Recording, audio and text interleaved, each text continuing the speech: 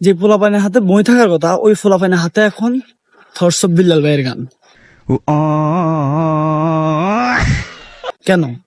আপনি তো social media প্ল্যাটফর্মটারে এমন ভাবে নষ্ট করছেন যে পিচ্ছি পোলাপাইন থেকে শুরু করে মানে বুড়া মানুষ পর্যন্ত, একেবারে বুড়া, অনেক বুড়া, কি ধান ক্ষেতের ভিতরে, কি ওই যে আগানের ভিতরে, বাগানের ভিতরে গিয়ে বলতেছে যে অনুপ্রেরণা আরেকজন থটস অফ বিল্লাল ভাই। ভাই এটা কি ভাই, বুঝলাম না